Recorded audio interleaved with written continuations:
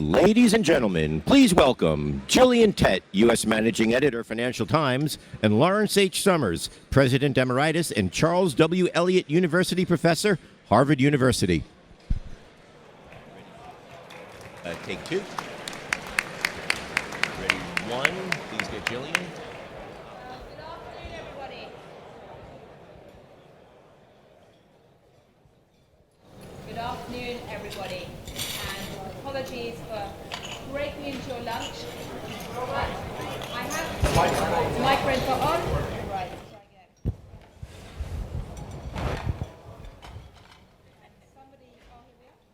again. Okay, right, great.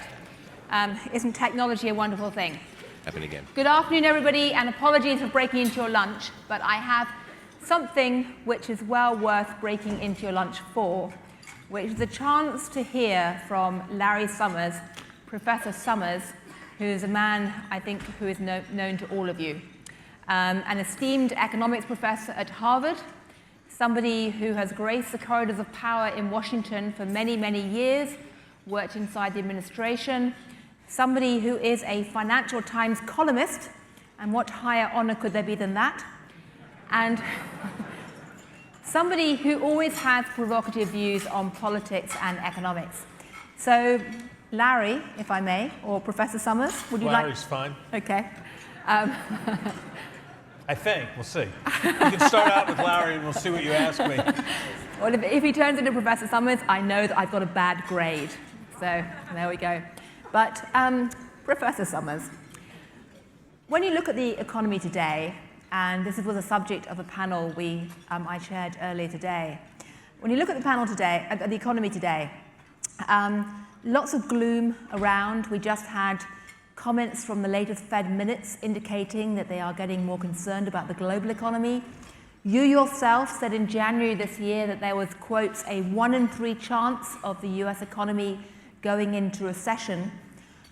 Do you still believe that the chance of a recession is that high? And how worried should we be about the global economy? I think 1 in 3 was a reasonable thing to say in January. Since that time, the economy's been okay for a couple of months. And since that time, there's been significant repair in markets. So if you had to say for the rest of the year, you'd certainly say some number less than 1 in 3, perhaps 1 in 4 or 1 in 5 for the rest of this year. But the core dynamic that in different contexts I've called secular stagnation of relatively slow growth in the United States, substantial difficulty in even getting inflation up to the 2% target, and a lot of sluggishness in the global economy, I don't see a sign that that basic picture has changed, Gillian. And I think the real risk for the global system is that whatever exactly your judgment to the current moment is, I think it's hard to avoid the view that the chances are quite good that there'll be a recession within the next 2 or 3 years. And normally, the way we get out of recessions is that the Federal Reserve lowers interest rates by 400 to 500 basis points, by 4 to 5 percentage points. And there's next to no chance that there'll be anything like enough room to do that when the next recession comes. So I think we are in a path where we're growing slowly too slowly when things are good, and when things are bad, we don't have the usual tools to fix them. And I think that is a concern for the industrial world. Right. Well, you started off optimistic and then went rapidly downhill. So they do call it the dismal science. So I'm curious. Imagine January 2017, and you are suddenly back again as Treasury Secretary, working for President Clinton, President Sanders. Would you? My wife's view is that I won't work for any presidents. Okay, or even President. And that we've had and that we've had enough. So let's so whoever's so I think so. Why don't you ask a question about whoever's president if my advice were sought? So you are president. You're working for a president, maybe even President Trump, who has suddenly decided he wants to be bipartisan. Can you imagine that? No. Okay. No. In all seriousness, not that much seriousness, but I think he's really dangerous in a way that I have not thought anyone who ran as a serious major party candidate for president before was dangerous. I've had strong views about U.S. elections, but I think Trump is in a category with George Wallace, Joe McCarthy, and Huey Long of American demagogues. And he is the one that's gotten closest to being president. I don't think he will become president, and I think it looks substantially less likely than it did 3 weeks ago. But I think that's very different from I'm a progressive and I think conservatives are dangerous. Conservatives think progressives are dangerous. We haven't had presidents who encouraged violence against their opponents.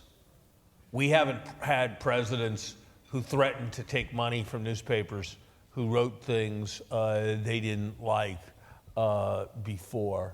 We haven't had presidents who dismissed and dispensed with the idea of thinking reflectively about policy. This would be something out of a very different tradition than we've seen, and it's profoundly dangerous in my view, and I think we will avoid it. I think the odds that he will become president are very low. That he could command so much support is, I think, a measure of the fact that there are very serious and unaddressed concerns in our society. So, and just before I ask you about fiscal policy, do you consider Cruz to be dangerous? Not in remotely the same way. I think his policies are, his monetary policies are, fiscal policies violate the laws of arithmetic.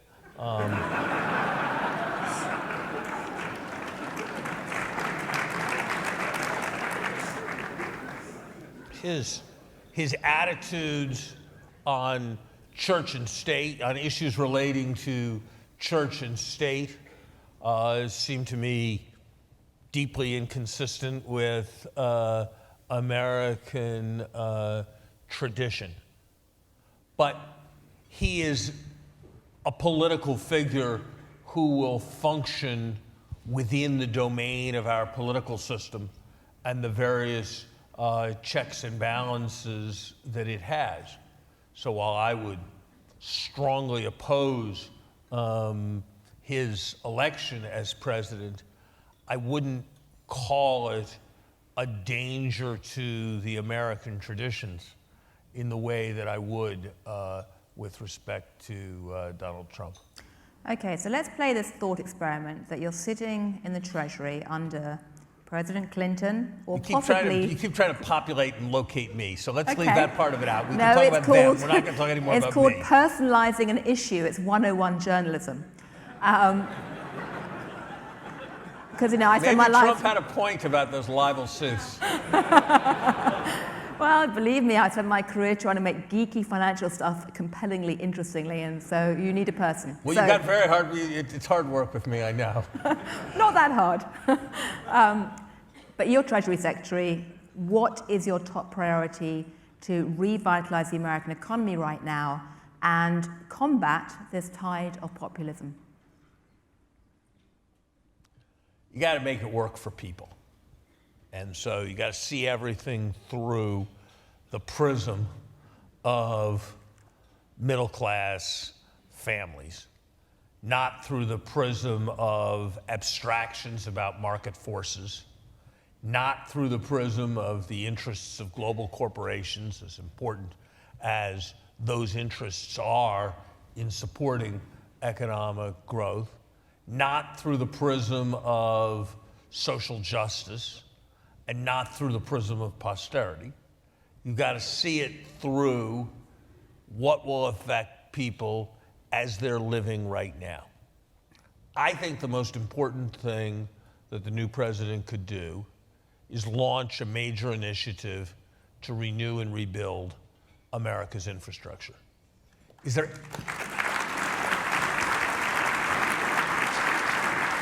there anyone in this room who's proud of LaGuardia Airport? I ask you this question.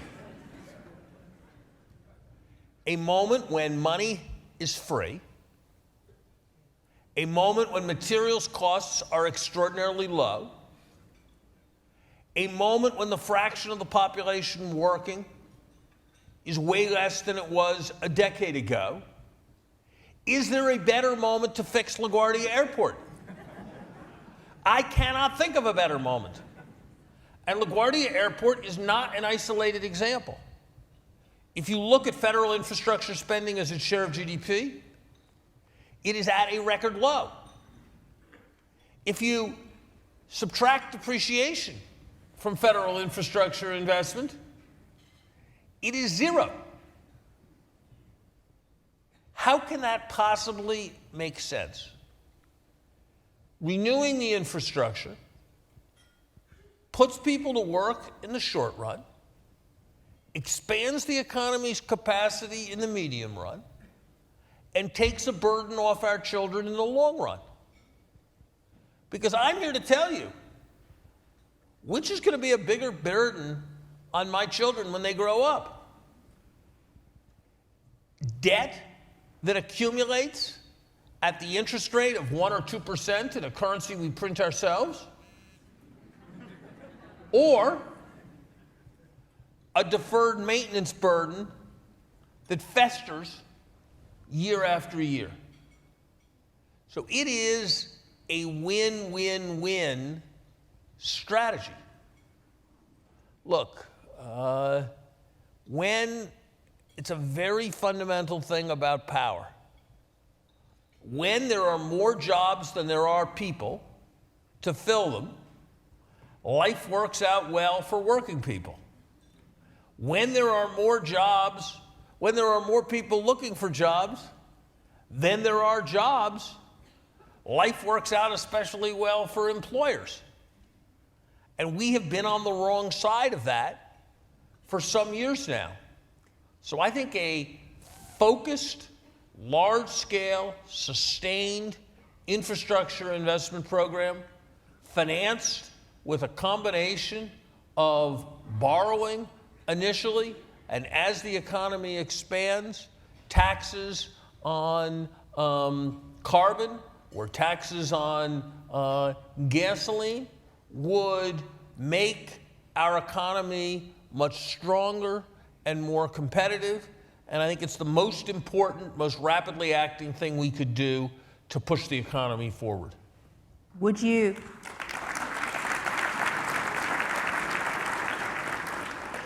Just to be cynical, I think talking about rebuilding LaGuardia Airport is the economist equivalent of apple pie and motherhood for this group. You know, something we can all agree on.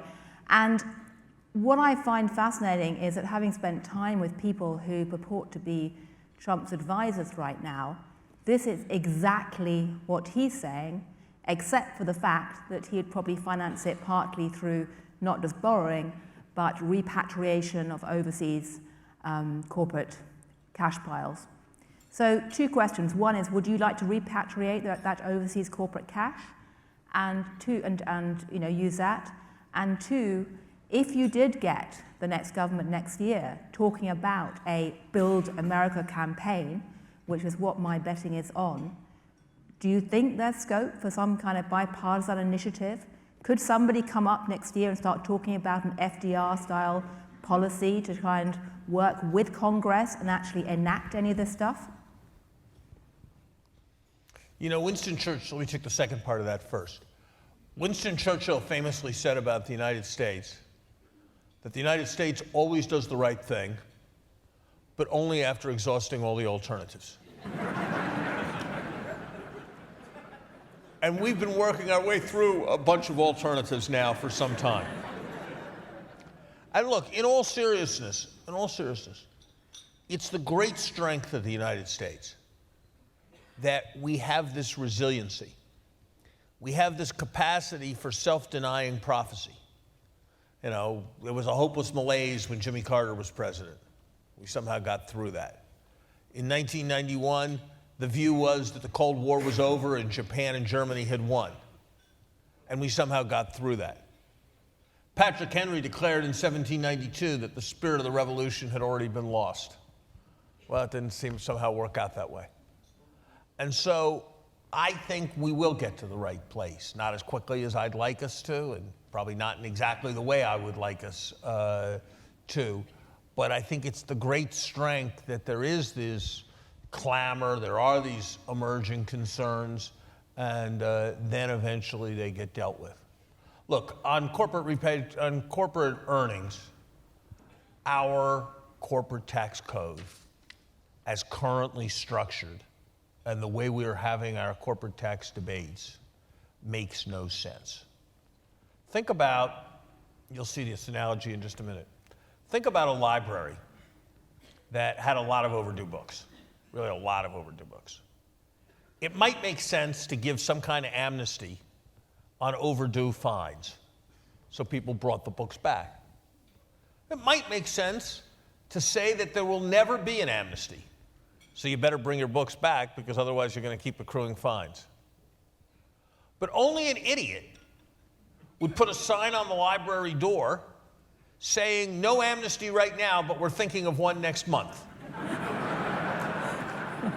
And if you think about the U.S. corporate tax reform debate, that is what we've done. Who would ever bring money back in this environment when there's always the chance that there'll be some reform next year that will bring the money back? I think we should move to a reformed corporate tax system that distinguishes less sharply between profits that are repatriated and profits that are not repatriated, and then taxes the profits that are not repatriated at some level, and taxes the profits that are repatriated at some level way below the current rate in the mid-30s. I think that's clearly the right thing to do. And I think it would bring money back into the economy and it would strengthen the economy. I'm a little more careful in my economic reasoning than Donald Trump. So I understand that just because money comes back into the United States, that doesn't mean that the government owns 100% of it and gets to use it to finance infrastructure. Just like I kind of understand that just because we have a trade deficit with Mexico, that doesn't mean that money's available to build some wall. So like, you can't like do it the way he did. Like there really are like principles of arithmetic and rules and laws and stuff, and they're really actually important in making policy. But the impulse that a second key thing is that we need a comprehensive tax reform, particularly on the business side, that closes a variety of loopholes and breaks and levels the playing field. I think there is significant increases in confidence and growth that are achievable in that way. I think if we can get past all the heat and the politics, I mean, let's just be clear about something. Over the last 3 years, you know, there's this idea that we should build a wall between the United States and Mexico. People who want to build that wall want to think about the fact that, yes, there have been a lot of Mexicans who've come from Mexico to America, but actually, more people have gone from America to Mexico over the last 3 years than have gone from Mexico to America. So cutting off the flow across the border doesn't seem like such a great idea in terms of their objectives. So public investment, tax reform, rational immigration reform, focused energy and environmental policy, active promotion of exports. If we can do those 5 things, there is no reason why the growth rate of this economy cannot be significantly accelerated. Right. And accelerating the growth rate of the economy is central, whatever it is you care about. If you want to reduce the federal debt burden, far and away the most important determinant is how fast the economy is growing and what that means for tax collections. If you want to help the poor, far and away the most important determinant of whether that will happen is how much revenue there is for new programs and how tight the economy is. If you want us to be strong and active and maintaining a presence and influential in the world, the power of our economic example is the most important determinant of that. So whatever you care about, creating a broad-based economic growth has to be the center of achieving it. And it's not some kind of black magic how that should be done. Now, the one thing you've not mentioned in that list is trade. And I said it's exports. Okay, I take it back, sorry. Sorry, I was too busy thinking of my next question, which is this.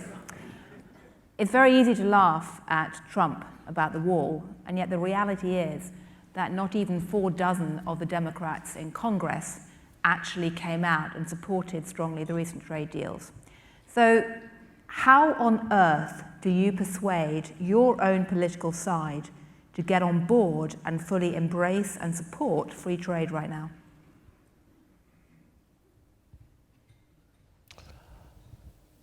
I think we do have to think about this in some new ways. I'm for TPP. My reading of the evidence is that what we gain in terms of the greater ability to sell American products in foreign markets substantially exceeds anything that others gain in terms of access to our markets, mostly because our markets have always been very, very open. So I'm for TPP essentially on those grounds. But look, the people out there are right that we have taken an approach to economic integration and to managing global economic issues that has been partial and selective. The United States and other major countries have invested, I would guess, 30 times as much political capital in this trade agreement as they have in going after the hundreds of billions of dollars of ill-gotten gains that have been documented in the Panama Papers.